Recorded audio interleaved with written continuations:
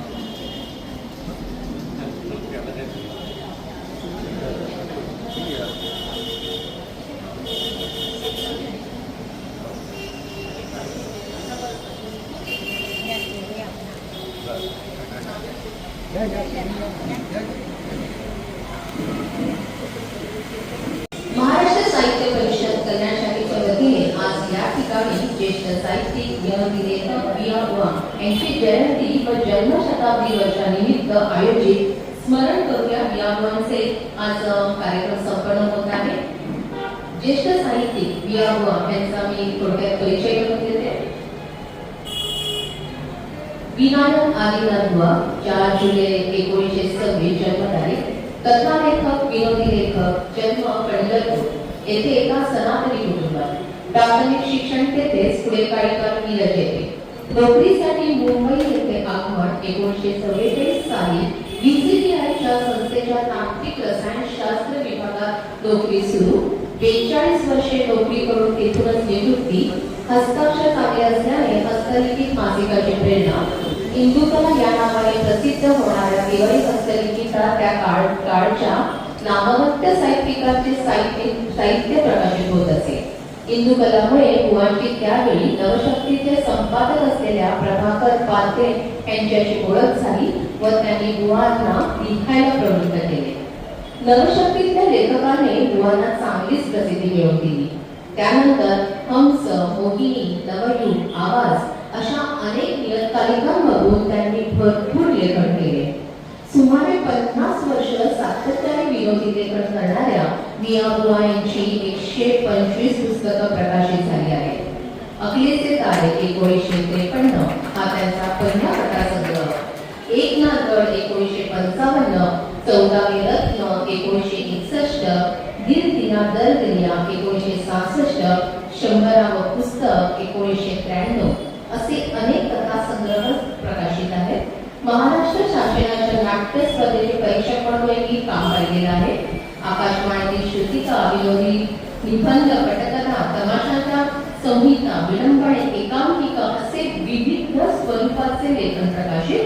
विविध मानवी स्वभावाचे नमुने व लपवी टिकणारी सूक्ष्म निरीक्षण शक्ती, कल्पकता आणि सहज स्फूर्त विनोद हे त्यांच्या लेखनाचे खास अंग होय. आज सार्वजनिक वाचनालय कल्याणच्या वतीने त्यांच्या समग्र साहित्याचे प्रदर्शन लावलेले आहे. आजच्या या कार्यक्रमाचे प्रमुख पाहुणे ज्येष्ठ साहित्यिक माननीय श्री कामदेव काळे सरांचं मी महाराष्ट्र साहित्य परिषद कल्याण शाखेच्या वतीने शब्द सुमनांनी स्वागत करते आणि त्यांचा थोडक्यात परिचय करून देते.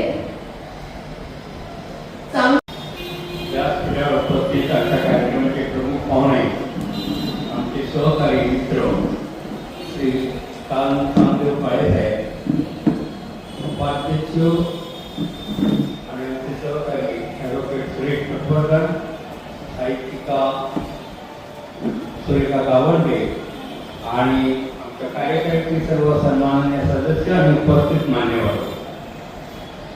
आज खरंच आनंदाचा दिवस आहे. आनंदाचा असा की महाराष्ट्र साहित्य परिषदेची शाखा या कल्याण शहरात आपल्या कल्याणचे लाडके शिक्षक आमदार प्रभाकर संत सरांनी उभे केले आणि संत सरांनी लोकांनी या मसपाच्या शाखेसाठी प्रयत्न केला, खूप मोठा प्रयत्न केला आणि अनेकांना त्यांनी सभासद करून घेतले. अनेक लोक सभासद झाले की केवळ संत सरांच्या शब्दावर. त्यांनी त्यावेळेस 1000 रुपये आजीव सदस्य वर्गणी होती, लोकांनी भराभरा दिली. पण अशी लोक होती की त्यांना या तुमच्या कार्याबद्दल काही माहीत नव्हतं किंवा त्याच्या त्यांच्यात नव्हतं ते. पण जी काही मंडळी होती ती करत होती, त्यात किरण दुबईकरांचं नाव आवर्जून घेईल किंवा जनार्दन कोप, ही मंडळी खूप काम करत होती. आणि आम्ही एक विभागीय संमेलन रामबाग नंबर 4 मध्ये त्यावेळेस घेतलं. मी सभासद नव्हतो, आमचं प्रशांत मंडळकर पण त्यामध्ये सहभागी होता. या सगळ्या लोकांनी खूप चांगल्या प्रकारे काम उभं करण्याचा प्रयत्न केलाही. आणि हे सगळं करीत असताना आम्ही 2000 साली बाल साहित्य संमेलन सुद्धा घेतलं इतर संस्थांच्या सहकार्याने. आणि असा सगळा हा खटाटोप करताना पोह बंद पडतो. सगळं आमच्या दुबईकरांकडे होतं. संस्था बंद पडली तरी सुद्धा जनार्दन कोपन संत सरांच्या मनात होतं ही संस्था चालू झाली पाहिजे, ही संस्था झाली पाहिजे. त्यांनी माझं काम पाहिलं आणि मला त्यांनी गळ घातली, महाराष्ट्रीय संस्था चालवलं. पण चालवायची कशी आपला प्रश्न होता, काहीच माहीत नव्हतं. आणि त्यावेळेस त्यांनी एक पिशवी माझ्या हाती आणून जाता येते चालवायची. कोण सभासद होते, कोणाच्या नावे खाती होती, काय होती, काही कल्पना नाही. पण तशाही परिस्थितीत आम्ही जोर लावला आणि ती संस्था सुरू केली. माहिती होतं तर कुठून तरी दुरून पाहिलं होतं आणि म्हणून विभागाची सातत्याने आठवण होती. पण तिथे बसल्या लक्षात की विया बुवा मुंबईला कामाला जातात आणि कल्याणात राहिला आहे. आणि विया बुवा जाताना येताना सायकलवर जातात. आता ते सायकलवर जाताना मी नेहमी बघायचो आणि मला कुतूहल वाटत आहे, एवढा मोठा लेखक, एवढा मोठा साहित्यिक एक सायकल घेऊन आपलं चाललेलं आहे. आणि सायकल त्याच्या हातात पिशवीच्या पिशवीचा सायकलला लावलेली आणि रस्त्याची भाजी वगैरे खरेदी करत जाणार. अगदी सर्वसामान्य माणसांसारखं बुवांचं जीवन होतं. इतकं सुंदर की अगदी भाजीवाली बरोबर सुद्धा ते घासाघिशी करूनच आपल्याला भाजी घेणार, इतकं सामान्य जीवन ते जगत होते. त्यामुळे जास्त कुतूहल वाटत होतं बुवांबद्दल. आणि बुवांच्या जवळ जायचं अशी माझी खूप इच्छा होती. त्याने कारण मी बुवांच्या जवळ गेलो. बुवांची भेट आणि खूप सुंदर बोलले, मोत्यासारखं त्यांचं अक्षर हे आजही आठवतं. आणि अतिशय मृदू आणि शांत बोललं. दारावरची घंटी सातत किणकिणाची आणि ती किणकिणल्यानंतर बुवा हळू दरवाजा उघडायची. गेल्यानंतर साधं लिमका का होईना किंवा कोणतं तरी पेय तुमच्या समोर येणार अशी बुवांची सवय. आणि तिथे गेल्यानंतर बुवांच्या समोर बसलं की बुवांचा पेटावर उघडला. मला बरेच सांगते, पेटावर उघडला एक टेबल, एवढं टेबल, छोटं टेबल, त्या टेबलाला झाकण आणि त्या झाकणात उघडले की त्याच्यामध्ये अतिशय म्हणजे पिन पासून सुई, दोरा, सगळ्या गोष्टी, कोड रबर, पेन्सिल, पेन व्यवस्थित जिंकल्या. तिथे बाजूला पॅड असायचे, पॅडवर काय लिहिलेलं असायचं, काय कसं घ्यायचं, इतकं सुंदर, इतकी शिस्त अजिबात आमच्यात तर नाहीच नाही. आणि अशा पद्धतीचं बुवांचं काम वगैरे असेल मी बुवा झाले बुवा म्हणजे खूप लोक आहेत ज्यांना मी हे सगळं सांगतो कारण तुम्हाला भेटायला आणायची इच्छा आहे का आणू का, बुवाने त्याचा आनंदाने आण. आणि बऱ्याचशा लोकांना बुवांचं ते काम बघायला नाही मिळत. माननीय श्री रवी देशमुख सरांना आमंत्रित करते. बुवा जन्मशताब्दीनिमित्त आयोजित केलेल्या या कार्यक्रमाचे अध्यक्ष श्री संजय काळे, महाराष्ट्र साहित्य परिषद कल्याणचे अध्यक्ष श्री महाराष्ट्र उपाध्यक्ष मधेंद्र पटवर्धन, सुरेश पटवर्धन, सुरेखा गावाटे, मुलांच्या मुंबई शाखा गोवा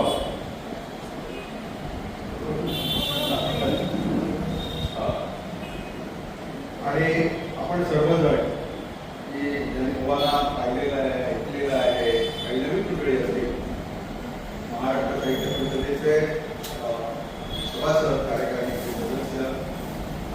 संस्थांचे कार्यकारी अध्यक्ष या ठिकाणी आलेले आहेत, पदाधिकारी आलेले आहेत. मगाशी थोडासा करून दिल्यामुळे थोडंसं काम कमी झालेलं आहे. तर त्या पंढरीच्या विभागाबद्दल असं म्हणतात की कानडा विठ्ठल कर्नाटक. तर तसं गोवाचं जे घराणं आहे ते मूळचं कर्नाटकात जोशी आडनाव आणि ते पंढरपुरामध्ये ते वास्तव्यास आले. देशाचं दुर्वेदी आणि कर्मठ त्यांच्या घराण्यामध्ये एक महापुरुष होऊन गेले सिद्धेश्वर महाराज आणि त्याच्यामुळे या लोक सिद्धेश्वर बुवा आणि सगळ्यांनाच बुवा म्हणायला लागले. त्या गोष्टींचं ते बुवा झाले आणि आज आपल्या समोर बुवा म्हणून सगळं प्रसिद्ध आहे. ज्यावेळेला अनेक भाषणांच्या याच्यासाठी त्याला बोलवणं यायचं तर कोणाला वाटायचं काय भजनी बुवा आहेत का काय, कोणाला वाटायचं काय भारतीय बुवा आहेत का काय. नाही म्हणजे असे विनोदी बुवा आहेत, लेखक बुवा आहेत. तर अशा तऱ्हेचं फार व्यक्तीजवळी हे बुवा सांगायचे ते बोलवायचं. तर आजच्या दिवशी म्हणजे 4 जुलै 1926 बरोबर आजच्या 100 वर्षापूर्वी बुवाचा पंढरपूर झालं आणि त्यांच्या वडिलांचं ते 10व्या वर्षी असताना निधन झालं आणि 2 वर्षांनी 12व्या वर्षी आजोबांचं निधन झालं.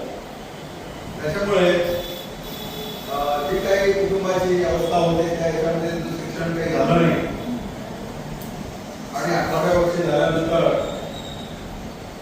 सत्तानंद या संस्थेचे एक तात्के म्हणून त्यांचे स्त्री होते राष्ट्र तात्के. ते म्हणाले की आता 18 वर्षाचा झाला आहे, त्याला मुंबईला घेऊन जाऊ. त्यावेळेला अशी परिस्थिती होती की मुंबईला अनेक ऑफिसेस सुरू झालेली होती आणि त्याच्यामध्ये मॅट्रिक झालं की नोकरी लागत असेल. तर बुवा मॅट्रिक पण नव्हते पण तरी सुद्धा जरूर होती आणि 1944 साली या विजयटिया या कॉलेजमध्ये त्यांनी बुवा त्यांच्या आत्मकथेमध्ये असं लिहितात की त्यांनी मला मुंबईला नेलं आणि त्या विजयटियामध्ये चिकटवलं आणि मी ती गोष्टी काही बेकार खर्च सोडली नाही. तसं बुवा सुरेख सांगतात सुट्टी केली 86व्या वर्षी ते विरुद्ध झाले. आता त्या महाबळ म्हणून बाल महाबळ निघून गेले त्यांच्या त्या कामाला होते आणि ते म्हणत असत की बुवा एवढे सगळे प्रसिद्ध अनेक त्यांनी पुस्तकं लिहिली. आता यांनी सांगितलं 125 घरामध्ये 150च्या वरती अशी बुवांची पुस्तकं ही आले आणि ते कामावर असताना काम तर तिथे त्यांनी कधी साहित्य लिहिलेलं नाही.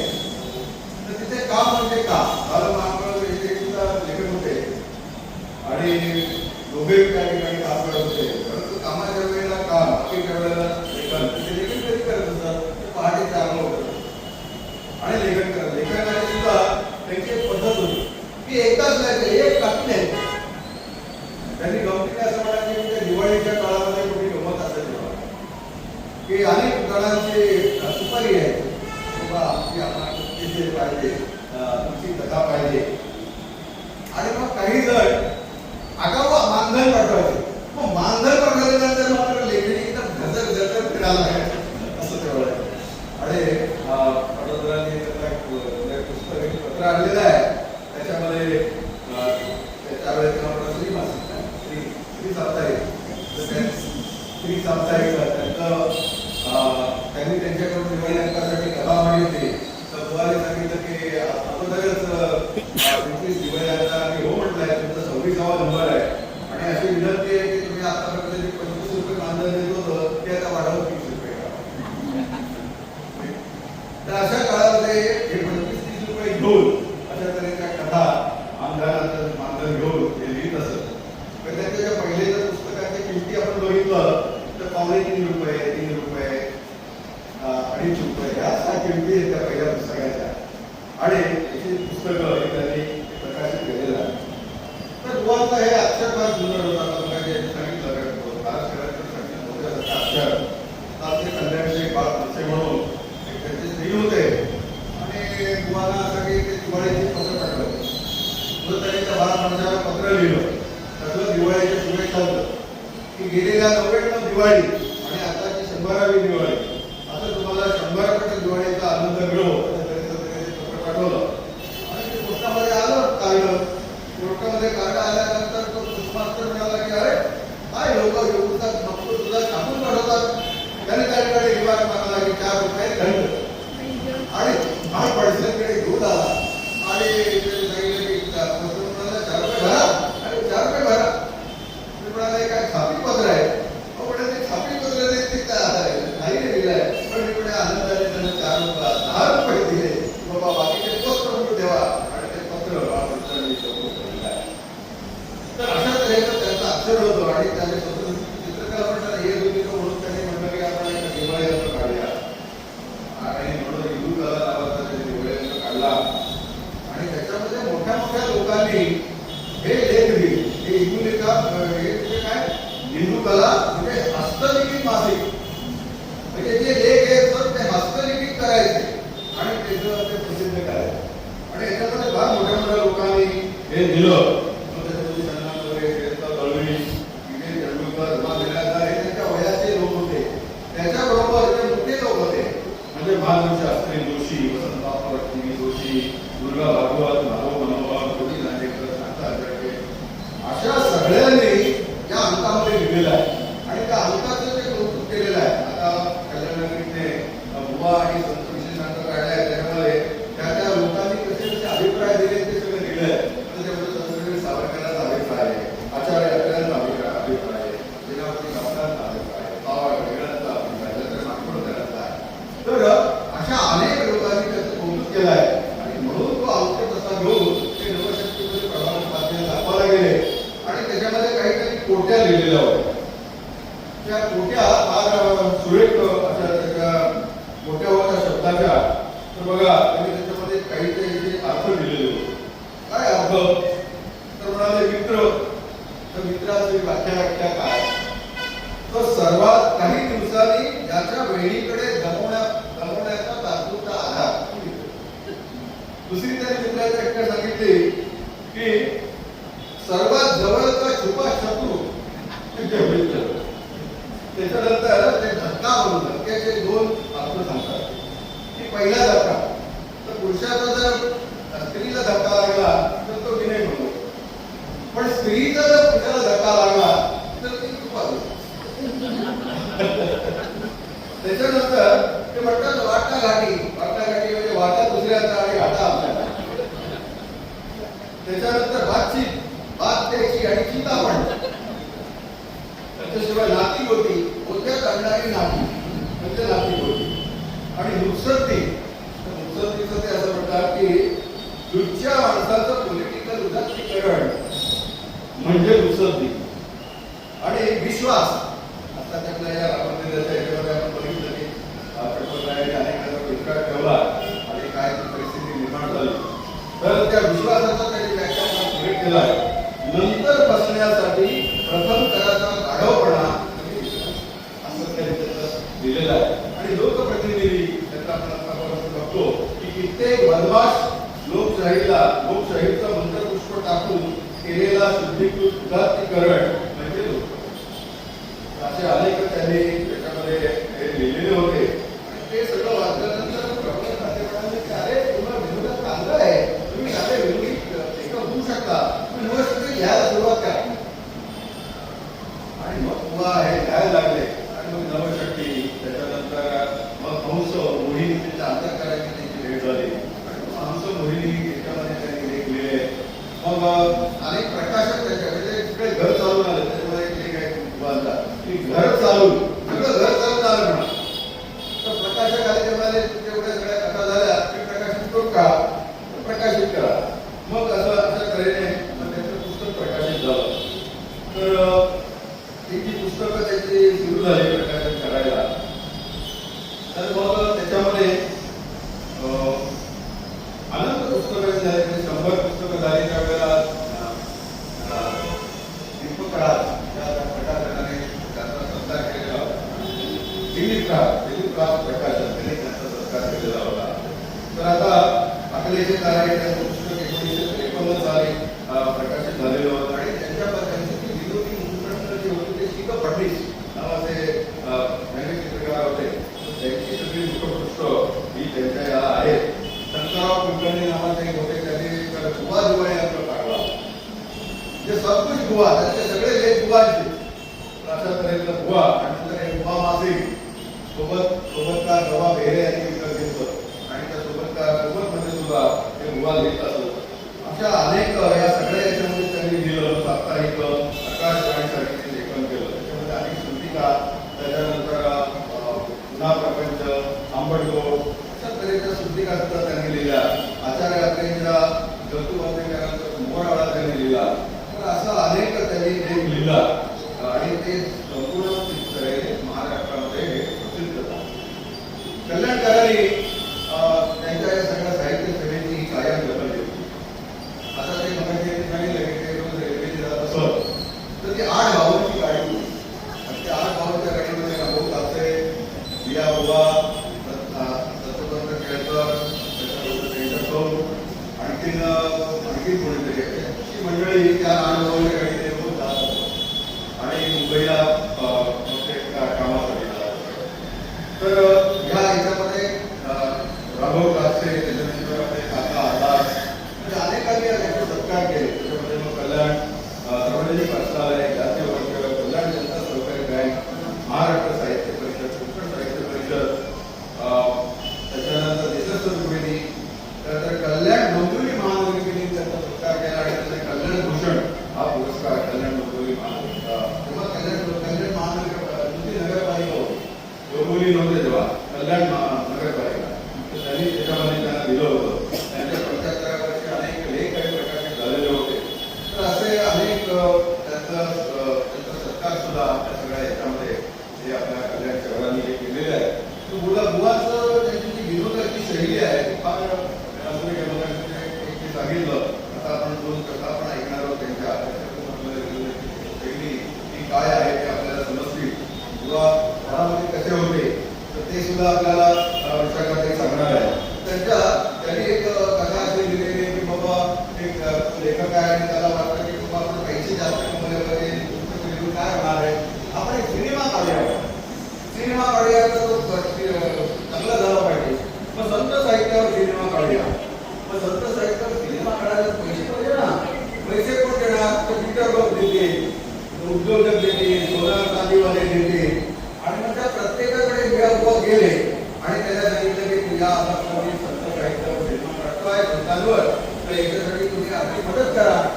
आणि मग ते म्हणतात की बाबा मग ते ज्ञानेश्वर आहेत ते माझ्याकडे येऊन दे, मग मी त्याला एक आधी शाल देईन. आता तो कापडी घेता म्हणतो, तुम्ही ते तेवढं दाखवा, ते मला विचारतात, तुम्ही त्यांचं स्वागत करेन. अशा तऱ्हेचं तुम्ही मला त्याच्यामध्ये सांगा. त्याच्यानंतर ते बिल्डरकडे येतात. तर बिल्डरकडे आल्यानंतर ते म्हणाले की ते नामदेव माझ्याकडे येऊन दे. आणि मग मी त्यांना सांगेन की तुम्ही कुठे तिथे छोट्या घरात राहताय, बघा आमचे एवढ्या हे आहेत आणि याच्यामधला कुठली सरहद्द का तुम्हाला आम्ही देईन. आणि एवढा माझा डायलॉग त्यांच्याबरोबर ठेवा. अशा तऱ्हेचं प्रत्येक कसं म्हणतो आणि मग तो लेखक तो सिनेमाचा आहे असं डोक्यामध्ये कसा घालतो. अशा तऱ्हेच्या विनोदी शैलीमध्ये त्यांनी लिहिलेली आहे. पूर्वी श्लोक आहेत, त्या श्लोकांचा सुद्धा आधार घेऊन त्यांनी अनेक लेख लिहिलेले आहेत. पुत्र काव्याची योजना आहे, त्यावर त्यांनी पुत्र होण्यामध्ये झालेली मिस्टेक ती सुधारण्यासाठी पुत्र काव्याची अशा तऱ्हेचा अनेक भाग त्यांनी केलेले होते. ते जेव्हाच्या तेव्हा केलं पाहिजे. ते उद्या आणि परवा असं नाही, तर जेव्हा ते करायचं आहे तेव्हाच ते झालं पाहिजे. त्याच्यानंतर जिथल्या तिथे कुठली वस्तू जिथल्या तिथे असली पाहिजे. त्याच्यानंतर ज्याचं त्याला असं त्याचं ज्याची कोणाचंही रोकडच घेऊ नये, तर ज्याचं त्याला मिळालं पाहिजे अशा तऱ्हेचं सूत्र. म्हणजे अगदी ते आठवण म्हणतात की आपण रिटर्न तिकीट काढतो रेल्वेचं, तर रिटर्न तिकीट सुद्धा ते दुसऱ्यांदा वापरत नसतं की एकदा प्रवास झाला आहे तर ते दुसऱ्यांदा वापरायचं नाही, तर ते तिकीट काढायचं. अशा तऱ्हेचं ते करत असत. आणि संघर्ष तर कोणाशी संघर्ष करायचा नाही, संवाद करायचा आणि मार्ग काढायचा. हे त्यांनी आपल्या जीवनभर बाळगलं. हे स्वयं मनुष्य स्वतःच मनुष्य असे जीवनाची सूत्र होती. आणि असे व्यासपीठावरील आणि समोर उपस्थित असलेले सर्व मान्यवर, खरं तर मिया बुवाच्या बद्दल प्रवीण देशमुखांनी परत सगळं निवेदन केलं आणि त्यांच्या सुनबाई विशाखा बुवा या सुद्धा इथे काही बऱ्याच आठवणी सांगणार आहेत. प्रवीण देशमुख म्हणाले त्याप्रमाणे ज्याचं त्याला जेव्हाचं तेव्हा आणि जिथल्या तिथे हे त्यांच्या जीवनाचं सूत्र होतं. काही एक दोन आठवणी बुवा संबंधीचे सांगायचे. मला जे माहिती त्याप्रमाणे आचार्य दात्रेंनी दत्तू बांदेकरांच्या निधनानंतर दत्तू बांदेकर जे मोराळा म्हणून सदर चालवायचे ते सदर चालवण्याकरता मिया बुवांना निमंत्रित केलं आणि अनेक वर्ष बुवा ते मोराळा हे सदर चालवत होते. पेरूचा बाबाचा किस्सा यांनी तर सांगितलाच की तो पुन्हा प्रपंचमध्ये तो डायलॉग अतिशय प्रसिद्ध झालेला होता की नवरा कामावर निघाला की बायको बसून विचारते की पेरूचा बाबा तुम्ही घेतलात का. मगाशी जो पत्राचा उल्लेख झाला त्याचा तुम्हाला सांगितलं तर आश्चर्य वाटेल की बुवाच्या निधनाच्या आधी काही वेळेला त्यांना भेटायला गेल्यानंतर ते त्यांच्याकडल्या बरेच पत्र किंवा दस्तऐवज निरनिराळ्या व्यक्तीला देत असत आणि ज्या पत्राचा उल्लेख झाला ते पत्र आहे 14/8/1973 आणि सुनबाई जास्ती सांगतील पण मला माहिती त्याप्रमाणे मिया बुवांनी कोणालाही पत्र किंवा काही लिहिलं की आतमध्ये कार्बन टाकायचे आणि त्याची प्रत आपल्या जवळ ठेवायची. तर हे 14/8/73च्या पत्राची प्रत जी ठेवली होती ती प्रत बुवानी मला दिली की ही तुमच्याकडे ठेवा म्हणून आणि ती मी लॅमिनेट करून ठेवलेली आहे. तर ते पत्र काय आहे मगाशी उल्लेख केला त्याप्रमाणे की दिवाळी अंकाच्या कथांमध्ये बुवांना एवढी मागणी असायची की ह्या साप्ताहिकाच्या संपादकाने लिहिलंय की 25 माझ्याकडे निमंत्रण झाली आहे, तुमचं 26वा आहे आणि महागाई आहे त्यामुळे 25च्या ऐवजी आता 30 रुपये तुम्ही मानधन द्या. तर हे पत्र मी अगदी जपून ठेवलेलं आहे. त्यांनी दिलेलं पत्र त्याची परत माझ्याकडे दिली की लॅमिनेट करून ठेवलेलं आहे. मला सांगायचं एवढं की जरी बुवा हे विनोदी लेखक असले तरी अनेक विनोदी लेखकांनी पुलंनी काय आचार्य अत्रेंनी काय असं लिहून ठेवलेलं आहे की प्रत्येकाच्या विनोदी लेखनामध्ये काहीतरी चिंतन असतं आणि तो माणूस हा चिंतकच असतो आणि मिया बुवाही तसे चिंतन करणारे होते. त्याची एकच आठवण सांगतो आणि थांबतो. कल्याण जनता सहकारी बँकेतर्फे ज्या वेळेला मिया बुवांचा गौरव केला होता त्यावेळेला बँकेकरता काहीतरी तुम्ही एखादी स्लोगन किंवा घोषवाक्य लिहून द्या अशी बुवाला विनंती केली होती आणि त्यावेळेला त्यांनी जे 4 ओळी लिहून दिल्या त्या अतिशय महत्वाच्या आहेत. त्यांनी अशा लिहून दिल्या शुक्ल पक्षेंदू लेखेव वर्धिष्णू धनसंपदा जनकल्याण कार्याय कल्याण जनता स्थिता. याचा मराठी अर्थ असा की शुक्ल पक्षातील चंद्रकोरीप्रमाणे धनसंपत्ती वाढवणारी कल्याण जनता बँक लोकहिताकरता कार्य करण्यास सिद्ध आहे. बँकेचे जे काही कार्य चाललेले आहे 4 ओळी बुवांनी वर्णन केलेले आहे आणि हे बँकेला संदेश त्यांनी दिलेला होता. आज त्यांचा जन्मशताब्दी वर्षाचा समारोप आहे.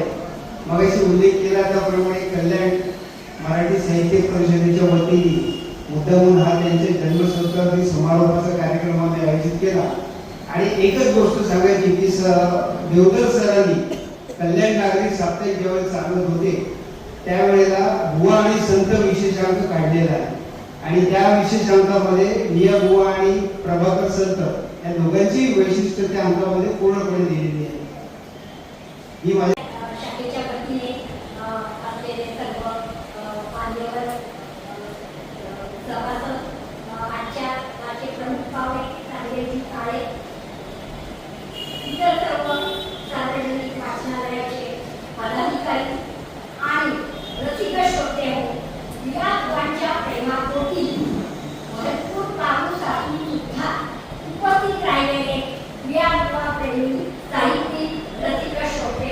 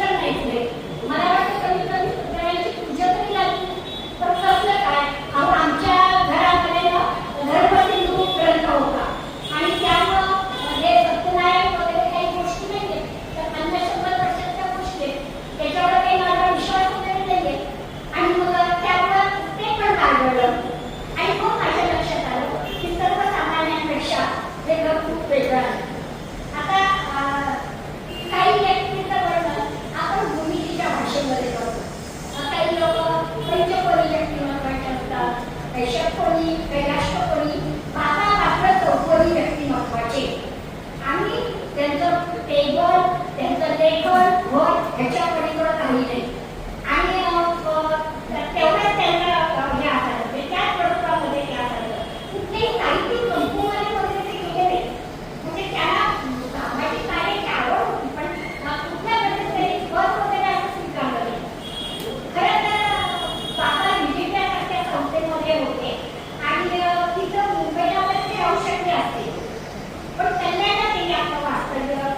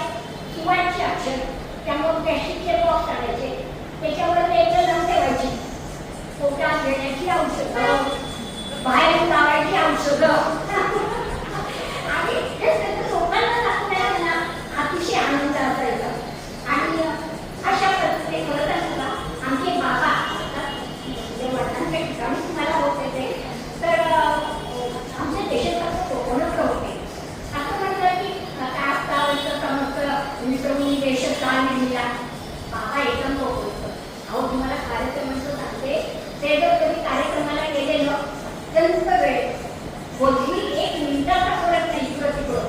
तर बाबा कंटिन्यू सांगायचे की काही लग्नात वगैरे तर त्याला बोलवलं ना तर बँकवाले त्यांना टाकायला तर इतके ते टाके पण म्हणजे बँकवाल्याला माहिती नसायचं ते उशिरायचे पण बाबा वेळेवर असायचे. दुसरी गोष्ट अशी व्याख्यानाला इतक्या वेळेवर जायचे ते की ती वेळेस कधी कधी सपरेटी टाकणारे मला सपरेटीचं संकट उचलायला लागतं. तर अशा पद्धतीचे आपले बाबा दिसा माझी काहीतरी ते लिहावे कसं या कविता वाटत झाले अशा प्रकारे त्यांचा ग्रंथ चांगला होता. आता प्रत्येकाने सांगितलं तसं 3000च्या वर आमच्यापर्यंत होते आणि त्याच्यामध्ये संस्कृत विषयावरचे ग्रंथ, तत्वज्ञानपर ग्रंथ, त्याच्यानंतर व्याकरणाची त्यांना अतिशय आवड होती. वेगवेगळ्या व्याकरणावरची पुस्तकं, भूगोलाची अत्यंत आवड होती आणि सगळे ग्रंथ विचारला माझ्या या परिस्थितीत नसायचे तर त्याला व्यवस्थित प्लॅस्टिकचं कव्हर लावून ते सगळे ग्रंथ जागच्या जागी वेगवेगळे असायचे. पुस्तकांवर त्यांचं पाठले पुस्तक इकडं तिकडं पडलं किंवा त्याची जर मुलाचा पाय वगैरे त्यांना अतिशय संताप व्हायचा आणि ते जिथल्या तिथं तुम्ही मध्यरात्री जरी तुम्ही त्यांना एखादं पुस्तक मागितलं त्यांचे हमखास मिळेल अशी त्याची कापी असायची. दुसरं म्हणजे त्यांचा हस्ताक्षरांविषयी तर प्रत्येकाने सांगितलेलं होते. अतिशय सुंदर हस्ताक्षर, अगदी छापील अक्षराच्या तिथे राहतं ते हस्ताक्षर आणि प्रत्येक एवढा ग्रंथसंग्रह त्यांचा होता पण त्यांनी ते सगळे ग्रंथ विकत घेतलेले होते आणि वाचलेले होते. म्हणजे गमती म्हणायचं ना तर बकरीला जशी कुठल्याही झाडाची पानं वर्जन असतात ना खायला तसं बाबांना कुठल्याही ग्रंथाची पानं वर्जन असायची. आणि लेखन म्हणजे काय त्यांना लेखन करताना एक टाकीची घ्यायची कार्बन पेपर घालून त्यांनी घ्यायला सुरुवात केली की घरा ते यायचे. मला वाटतं त्याच्याकडं सूक्ष्म निरीक्षण शक्ती, समृद्ध शब्दसंग्रह, नंतर भरपूर वाचन त्याच्यामुळं ते अशा पद्धतीचं लिहू शकत असावे. कधीतरी काय होतं संपादकाकडची एखादी प्रत हरवायची पण बाबांकडे ती खात्री मिळणार याची संपादकाला पण खात्री असायची. आता थोडंसं याच्याकडे लिहिल्या त्यांच्या घरात वापरणाऱ्या वस्तूंवर त्यांच्या घरातलं चौकोनी टेबल हा एक अत्यंत अभ्यास असा विषय. प्रत्येकाने त्याच्यावर लिहिलेला आहे अहो त्या कपाटात टेबलात काय होतं त्यांनी सुताराला माप देऊन ते टेबल बनवून घेतलं होतं. त्याची उंची रुंदी कशा पद्धतीने हवं जगात असणाऱ्या सगळ्या गोष्टी त्या टेबलामध्ये होत्या आणि त्याची किल्ली कुलूप टाकलेला असायचं आणि किल्ली मात्र त्यांच्याकडे असायची. दुसरं आमच्या घरातली थोडीशी सगळ्यांना आवडणारी गोष्ट किंवा सगळ्यांनी उल्लेख केलेली गोष्ट म्हणजे त्यांनी लिहिलेली पाटी. आमच्या घराच्या दर्शनी भागात एक चौकोनी पाटी होती. त्याच्यावर असं लिहिलेलं होतं की कृपया वर्तमानपत्रे, पुस्तके, मासिके कोणीही वाचण्यासाठी मागू नये अशी स्पष्ट विनंती आहे. वरील विनंती वाचूनही आणि आम्हाला ही विनंती वाचूनही आम्हाला ती पुस्तकं हवी अशी प्रेमाची हक्काची जवळीक साधणाऱ्या माणसांनाही ही विनंती कटाक्षाने लागू आहे. क्षमा असावी. अशा पद्धतीने त्यांचं ते सगळी शिस्त होती. त्यांनी तशा पद्धतीची पाठी लावली होती म्हणून मला वाटतं की आमची कडची पुस्तकं व्यवस्थित राहील आणि ग्रंथांवर अतिशय त्यांचं प्रेम. थोडंसं मी लेखनाविषयी बोलते 500 वर्षांवरती एक 5 मिनिट. 1953 पासून त्यांनी लेखनाला सुरुवात केली. आपल्याची कार्य त्यांचं पहिलं पुस्तक त्या पुस्तकाला साक्षात व्यंगचित्रकार शीतल फडणवीस यांनी मुखपृष्ठ तयार केलेलं होतं. त्याच्यानंतर 100 पुस्तक जेव्हा बाबांचा 40 वर्षानंतर त्यालाही शीतल फडणवीसांचं मुखपृष्ठ होतं आणि त्याच्यानंतर बाबांचं 125वं शतकोत्तर पुस्तक जेव्हा आलं त्याला शीतल फडणवीसांचं व्यंगचित्र होतं. दुसरी गोष्ट म्हणजे दिवाळी म्हणजे झालं तर आवाज त्यावेळेला बुलंद होता. आवाज त्याचा खूप होता. तर बाबांचं आणि मधुर पाटकरांचं खूप जवळचं नातं होतं. बाबा नेहमी म्हणायचे की आवाज किती बुलंद झाला तरी पाटकरांचा आवाज मात्र मृदूच आहे.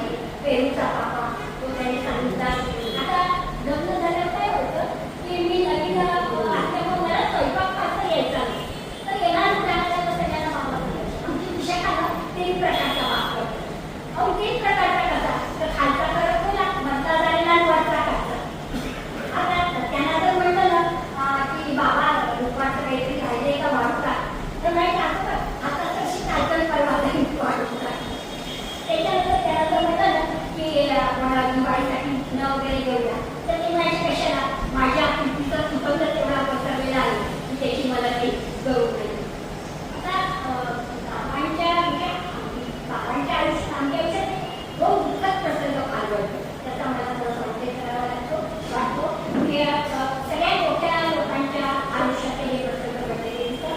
मला 24 वर्षासाठी अचानक रेल्वे अपघातामध्ये गेला आणि त्याचा खूप मोठा धक्का त्यांना बसला. त्यावेळी ते बाहेरगावी होते आणि त्याच्यानंतरचं वैशिष्ट्य म्हणजे आम्हाला माझ्या चुलतसासऱ्यांनी जरा पंढरपूरला गेले होते. आल्यानंतर 400-450 पत्र आमच्या घरी पडली होती. बाबांनी आपलं दुःख टाळून त्या सगळ्या पत्रांना व्यवस्थित उत्तरं लिहिलेली होती. आणि दुसरं म्हणजे 1996 मध्ये माझ्या सासूबाईचं दुसरं निधन झालं.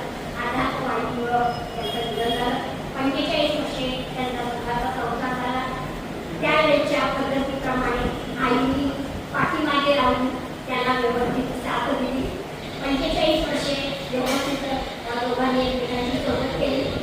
नंतर काय झालं, 17 खूप झाले, 17 उल्लेख झाला, पण 75व्या वर्षी त्यांच्या नगरपालिकेने त्यांचा मोठा सत्कार ठरवला. पण त्यावेळेला बाबांनी पुन्हा दरम्यान ऍडमिट करावं आणि त्यामुळे काही तो सत्कार होऊ शकला नाही. तोपर्यंत बरेच त्यांचे सत्कार झालेले होते. बाबांचं मित्रमंडळ खूप मोठं, दत्ता केळकर, कुटुंबताई केळकर, अशोक प्रधान, राम कापसे आणि बौद्धिक आनंद त्यावेळी त्यानंद होते त्याच्या गप्पातून. बाबा शेवटपर्यंत कार्यरत होते. अगदी 75 वर्षानंतर परिस्थिती आजारी पडायला लागली. 2-3 वर्षांनी आम्हाला बोरबोलीमध्ये त्याला ऍडमिट करावं लागलं. शेवटी त्याच्या लक्षात आली की आपली प्रकृती आपल्याला पाठ दाखवली आणि मग अगदी तरी ते कार्यरत होते.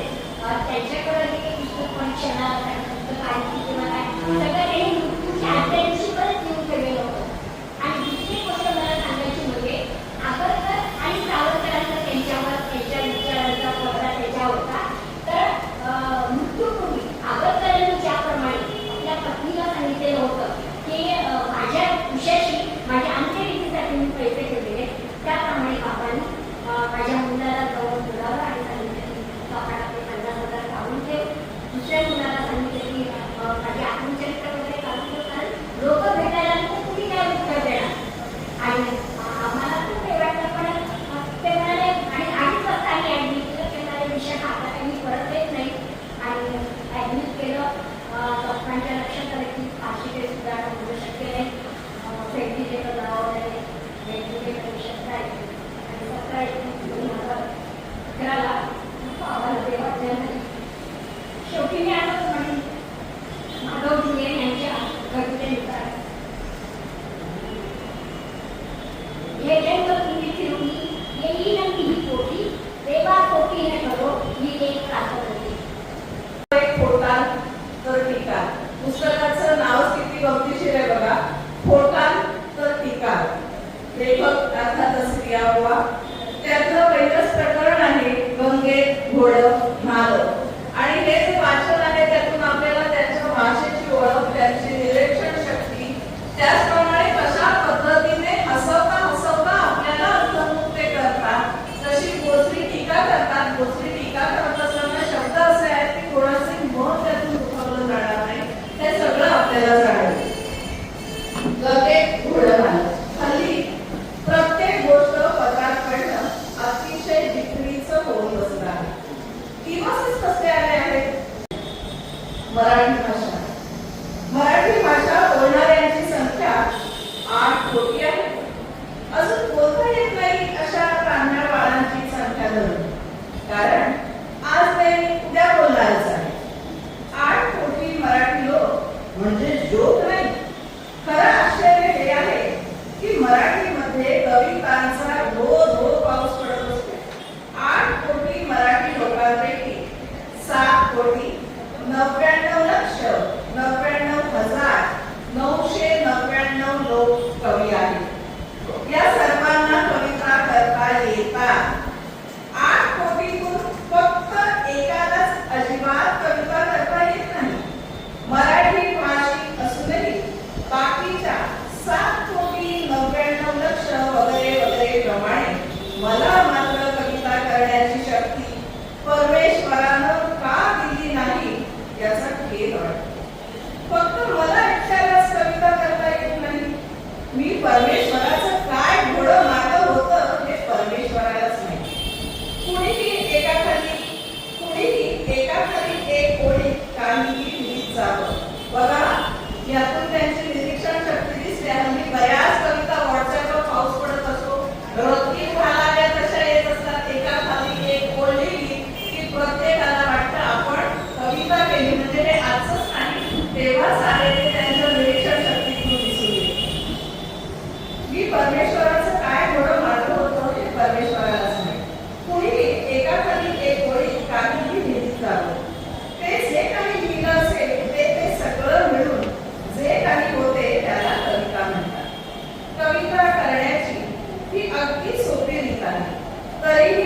कल्पना करू शकत नाही.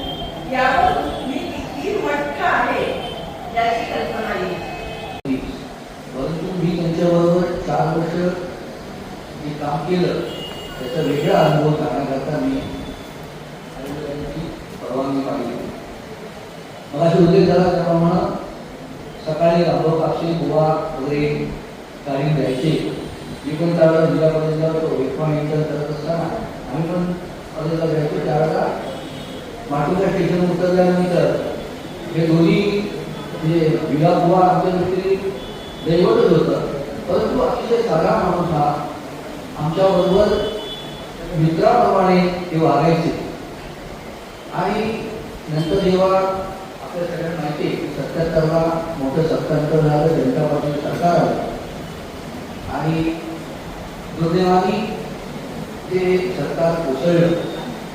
आणि पुढे जेव्हा इलेक्शन डिक्लेअर झालं त्यावेळेला आपल्या विद्यार्थी परिषदेच्या संघाच्या रचनेत आता जशी लोकांना मतदान कमी होईल ही भीती असते त्याप्रमाणे आता लोक निराश झाले 77च्या प्रयोगामुळे आणि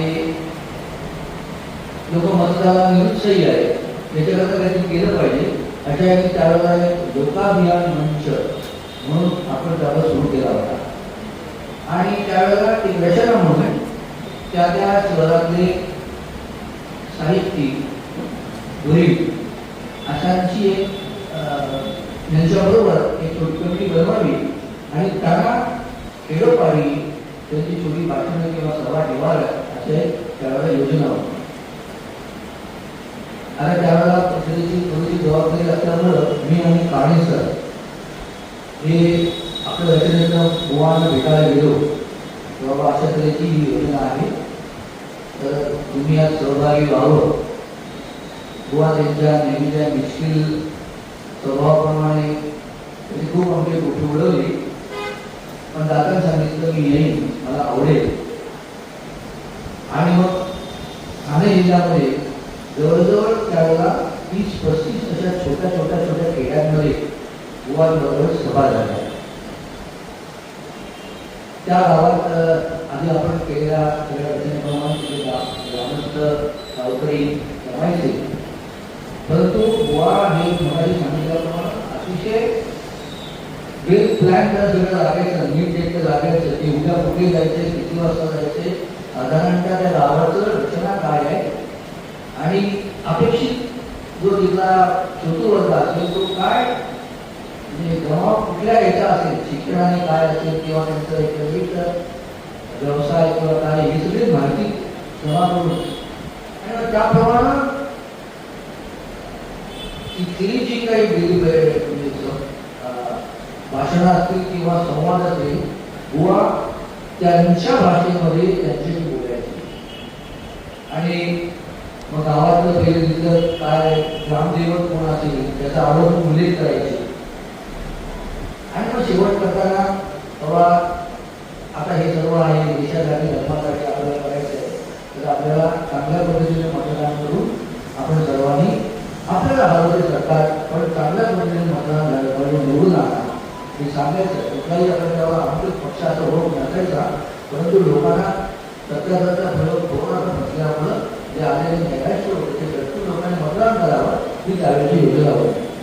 आणि बुवा बरोबर म्हणजे प्रत्येक त्या छोट्या मोठ्या सभेमध्ये अतिशय त्यांच्या विनोदी लेखक बसवलं. त्यामुळे विलापांचं नाव ऐकल्यानंतर लोकांना बुवा काही उपयोग करावा अशी लोकांची अपेक्षा आहे. परंतु त्या ठिकाणी कुठेही त्या याला विनोदी स्वरूप न येऊ देता अतिशय गांभीर्याने बुवा त्याविषयी बोलायचे. मग ते वक्तशीरपणाला म्हटल्याप्रमाणे वेळेवर आलं पाहिजे. खेडोपाडी खूप ठिकाणी ते विकले. मग तिथला जो सरपंच असेल, तिथला जो त्यांचा गावचा पाटील असेल त्याच्या घरी गेल्यानंतर जेव्हा चहा पाण्याचा प्रसंग यायचा त्याने उल्लेख केल्याप्रमाणे बुवा चहा खाता घ्यायचे नाही. तुम्ही घेताना हे घेताना तेव्हा ते सांगतात मी भोपळा जन्माला आलो जरी असलो तरी मी फारसा दूध पीत नाही.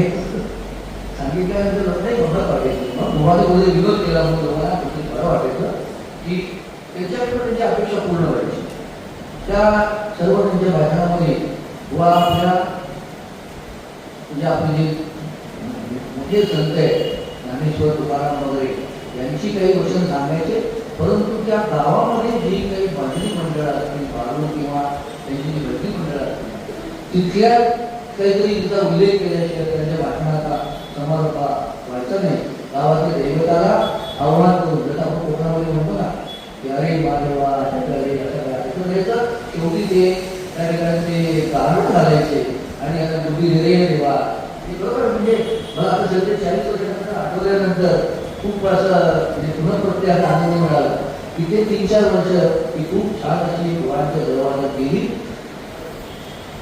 पुढे इलेक्शन रिझल्ट राजकारण हे आपण सगळं सोडून देऊ, परंतु त्यावेळेचे ते गोवानी मतदानासाठी लोकांपर्यंत जाऊन केलेल्या त्यांची जे काही संवाद होता तो खरोखर अतिशय सुखद असा तो आम्हाला घटना होता.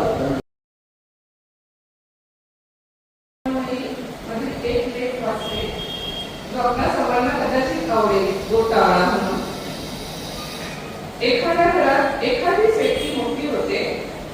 विद्वान, लेखक, वक्ता, सामाजिक कार्यकर्ता, मार्गदर्शक अशा अनेक नात्यांनी ती व्यक्ती सुप्रसिद्ध असते. वृत्तपत्रातून त्या व्यक्तीचं नाव नेहमी कोणत्या ना कोणत्या तरी संदर्भात प्रसिद्ध होत असतं. अध्यक्ष, प्रमुख पाहुणे वगैरे म्हणूनही त्यांचे फोटो बातमीसह प्रसिद्ध होत असतात. मुख्य म्हणजे ते समाजातल्या सर्व थरांमध्ये लोकप्रिय असतात. ते कुठे गेले तरी त्यांचा आदरपूर्वक, सन्मानपूर्वक, प्रेमाने स्वागत केलं जातं.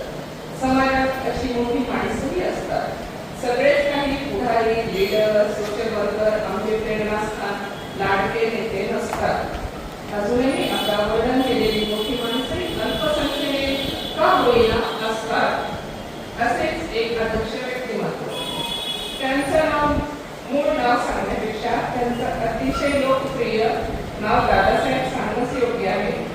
दादासाहेबांच्या वयाला 60 वर्ष पूर्ण झाली म्हणून त्यांनी एक गौरवग्रंथ प्रसिद्ध करण्याचं ठरवलं. विविध क्षेत्रातल्या अधिकारी व्यक्तींनी दादासाहेबांच्या कर्तृत्वाच्या विविध पैलूंवर अभ्यासपूर्ण लेख लिहिले. हा गौरवग्रंथ चांगला 200-250 पानांचा होता. नुसता वाचनीय नव्हे तर संग्रहही झाला होता. इथून सगळं ठीक आहे. मी एक बघून ठेवलं आहे की महान व्यक्ती ज्या कुटुंबात जन्माला आलेली असते त्या कुटुंबातले आणि कुटुंबाने जवळचे नातेवाईक सामान्य असतात.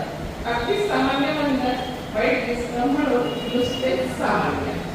एखाद्या व्यक्तीवर गौरवग्रंथ निर्माण करताना एक कथा उगीचच पडून गेली आहे.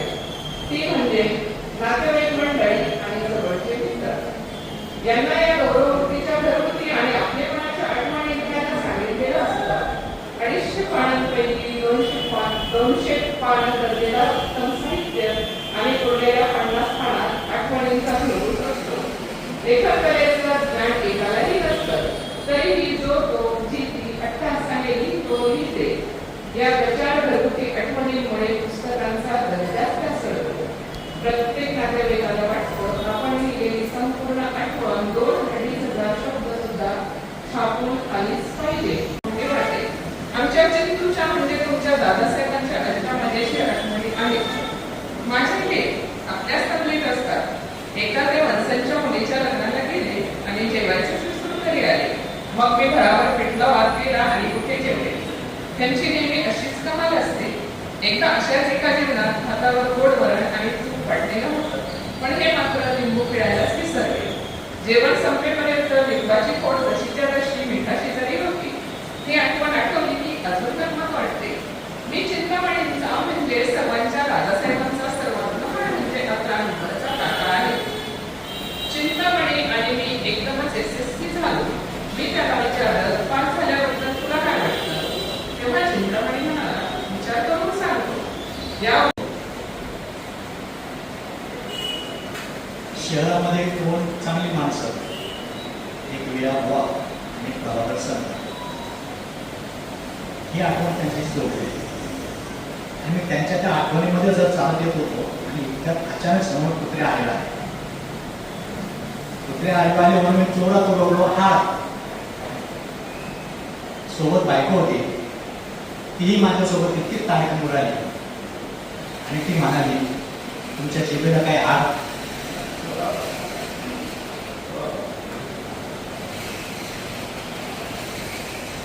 कुठल्याही समारंभाला सुरू करण्यापूर्वी किंवा भाषण सुरू करण्यापूर्वी ते गाव, त्या व्यक्ती आणि यांना जोडून जर एखादा विरोध करता येत असेल तर तो सुरू करावा आणि नंतर आपलं भाषण करावं, असं विया बुवांनी सांगितलं.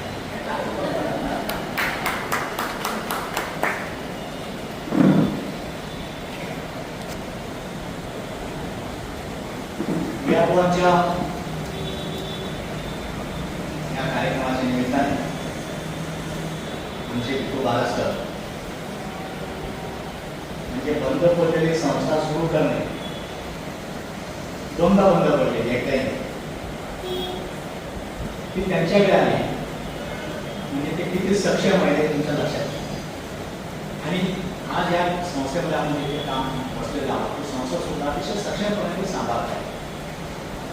त्यांचं आणखी एक सक्षमपण असं आहे की महाराष्ट्र साहित्य परिषद पुणे याचे ठाणे जिल्ह्याचे प्रतिनिधी म्हणून विठू बाळासकर आहे.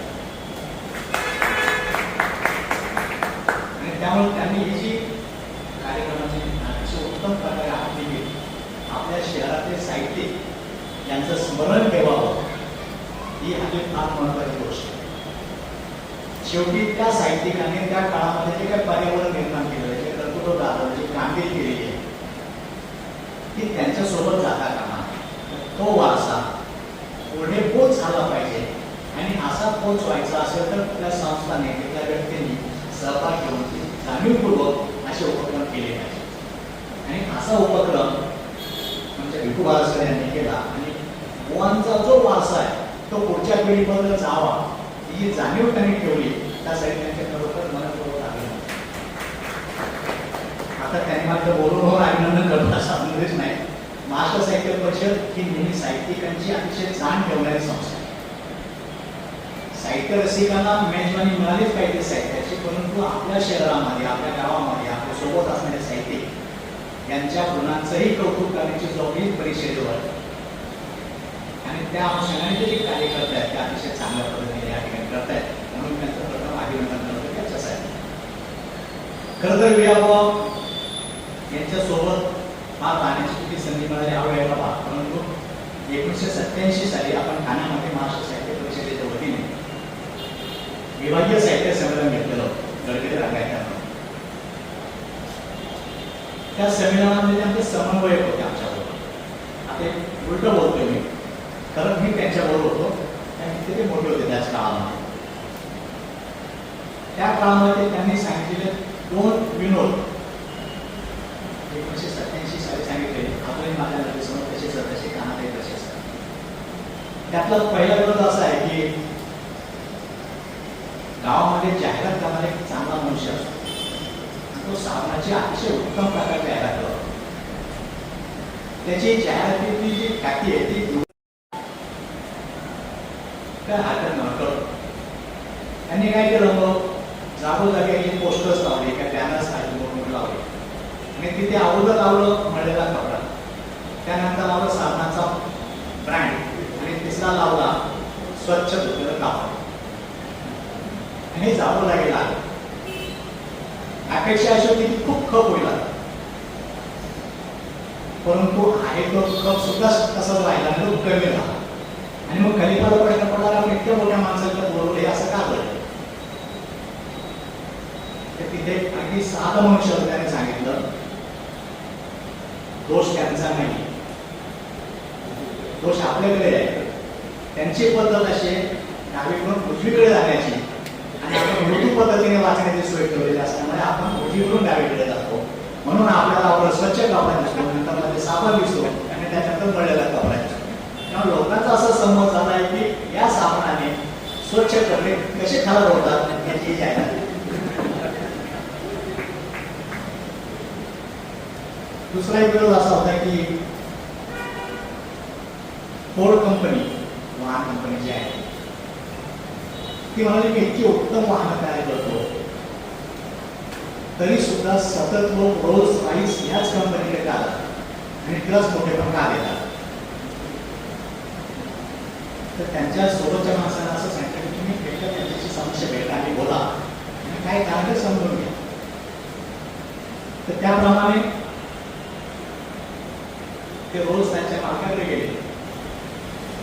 त्याने सांगितलं मी फोर्ड कंपनीचा मालक आहे, माझी अशी तक्रार आहे की माझी कंपनी कुठेही कमी नाही, अतिशय उत्तम प्रकारचे वाहनं देते फोर्ड कंपनीचे, तरी सुद्धा सगळीकडे तुमच्याच कंपनीचं नाव उच्च स्तरावर का घेतलं जातं? असं करू आपण आणि गाडीत बस आपण शहराच्या कारण गप्पा करूया. ते दोघं गाडीत बसले, गाडी थोडीशी शहराच्या बाहेर गेली, स्थिती बंद पडली. झालं तुमची रोज साईज गाडी सुद्धा बंद पडू शकते, तरी लोक तिलाच का मोठे पण येतात. तसं काही करू नकोस, आपण गाडीमध्ये काय बीट आहे तो पाहूया. आणि म्हणून त्यांनी बॉनेट उघडलं गाडीचं. गाडीच्या बॉनेटच्या खाली इंजिनच नव्हतं. बोलवाला पाहत आले कसं झालं, गाडी पण कशी काय आली? रोज साधं उत्तर दिलं, प्रतिष्ठा या नावाने आपण सांगतो. हे दोन्ही विरोध त्या काळामध्ये त्यांचे ऐकले गडकरण्यात ते अजूनही माझं काय स्मरण. वियाबुवा एक कसे होते, त्यांचं घर कसं होतं, त्यांची पुस्तकांची कपाटं कशी होती, त्या ठिकाणी त्यांनी लावले बोर्ड्स कसे होते, ते आता सुंदरी फार चांगल्या प्रकारे सांगितलं. खरं तर असे कार्यक्रम अशा साहित्यिकाच्या समक्ष झाले तर त्यांना बरोबर कळू शकेल की आपण किती चांगलं लिहितो आणि आपल्या अंगी असणारी प्रतिभा किती मोठी आहे. आज जर बरोबर सुनेबाईंचं जे भाषण केलं त्यांनी ऐकलं असतं तर त्यांना कळलं असतं की आपले इतके गुण वेगळे वेगळे आहेत म्हणून. आणि म्हणून अशा कार्यक्रमामध्ये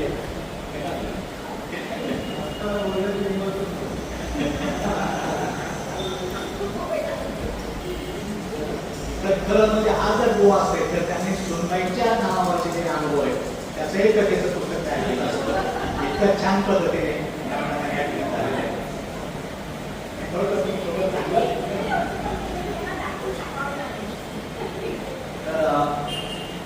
आता आमच्या मित्र या ठिकाणी यांनी गोवाच्या विषयी खूप चांगल्या पद्धतीने या ठिकाणी माहिती सांगितली.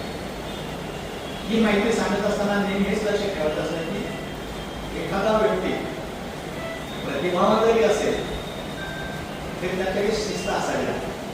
आणि ती जर शिस्त तुमच्याकडे नसेल तर तुमचं साहित्य थोडेसे होऊ शकत नाही.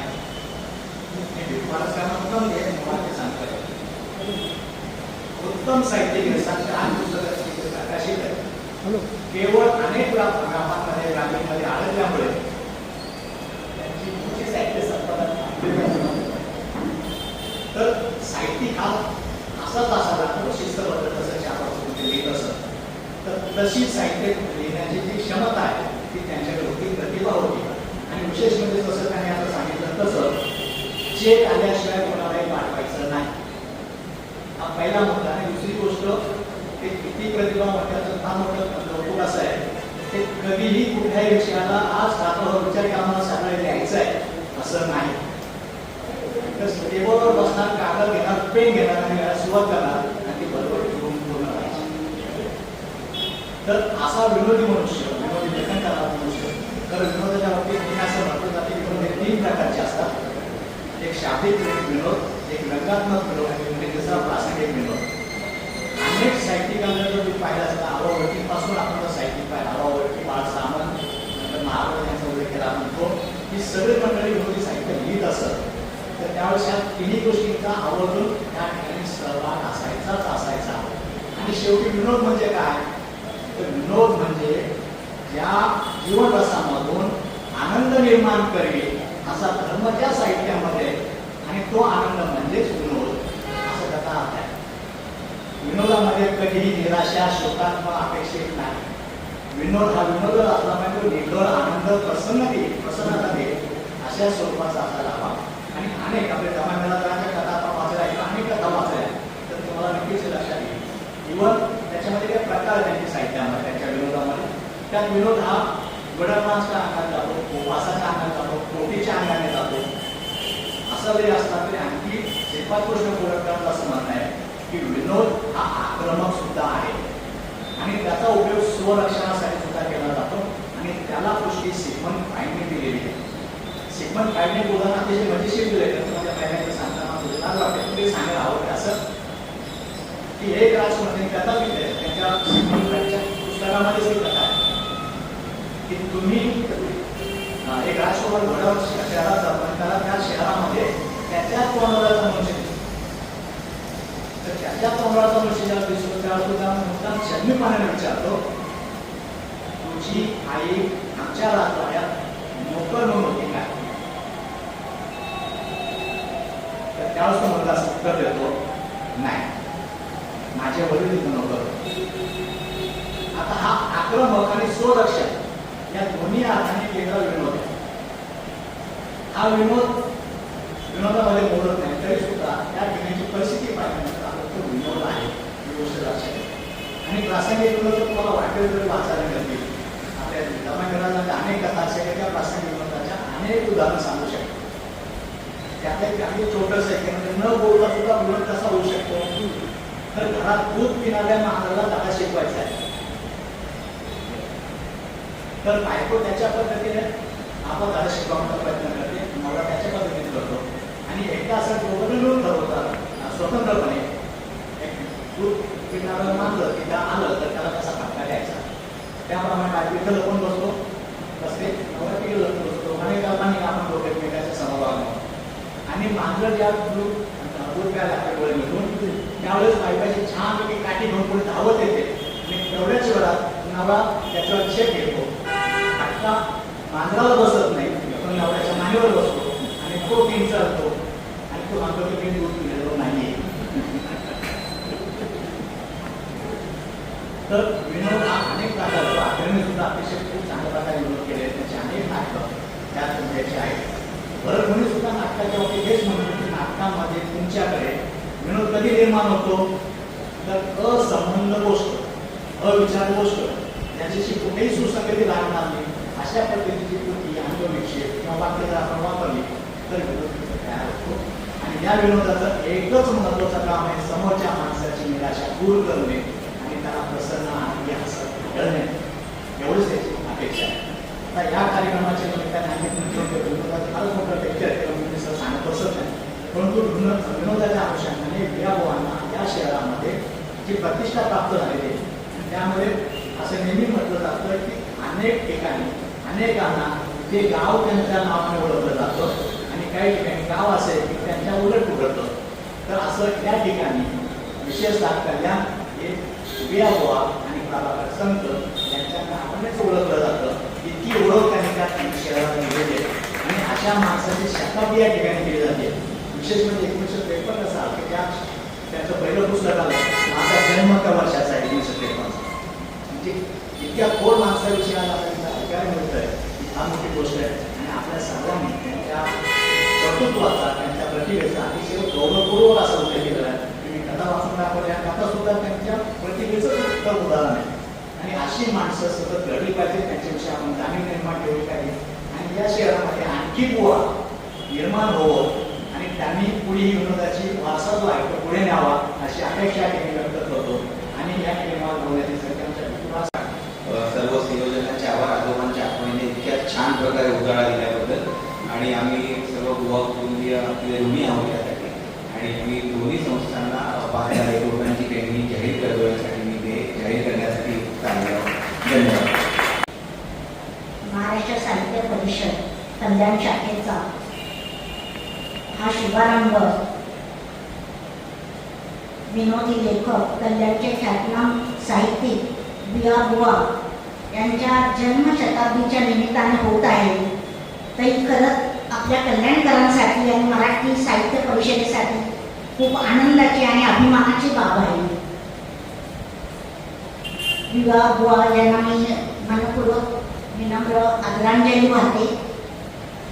तसेच मला एक गोष्ट सांगायची वाटते, म्हणजे मी खरंच स्वतःला खूप भाग्यवान समजते. 1993 साली माझं पहिलं पुस्तक प्रकाशित झालं, सह्याद्रीची लेक हिमालयाच्या कुशी.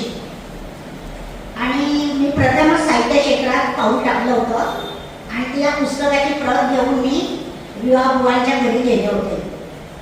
आणि तेव्हा त्यांचं ते मला वाटतं गडकरी निवासांच्या इथे छोटंसं वाड्यामध्ये घर होतं आणि त्या घरी मी त्यांच्या घरी गेले, त्यांना ते पुस्तक अर्पण केलं. त्यांचा आशीर्वाद घेतला आणि जेव्हा त्यांनी विचारलं तेव्हा मी सांगितलं मी 17,000 फूट हिमालयाचं ट्रेक करून आले आणि त्याच्यावरती हे प्रवास वर्णन लिहिलेलं आहे. तर त्यांना खूप आनंद झाला. आपली कल्याणची मुलगी एक हिमालयाचा एवढा मोठा उंच ट्रेक करून आली, तर नुसती ट्रेक नाही तर त्याच्यावर तिने प्रवास वर्णन घेतलंय आणि त्याने मला खूप माझं कौतुक केलं, मला आनंदाने भरभरून आशीर्वाद दिला आणि मला असं वाटतंय आज तो आशीर्वाद माझ्या, आज मी महाराष्ट्र साहित्य परिषदेचे एक उपाध्यक्ष म्हणून इथे आपल्यासमोर उभी आहे, तो माझ्यासमोर आशीर्वाद तो आहे. ही एक माझ्यासाठी खूप भाग्याची, परम भाग्याची बाब आहे असं मला वाटतं. आज या कार्यक्रमामध्ये महाराष्ट्र साहित्य परिषदेचे कल्याण शाखेचे अध्यक्ष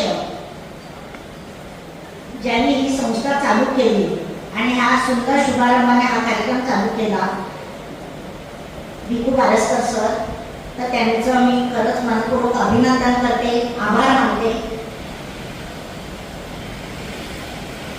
आजच्या या कार्यक्रमाला आपला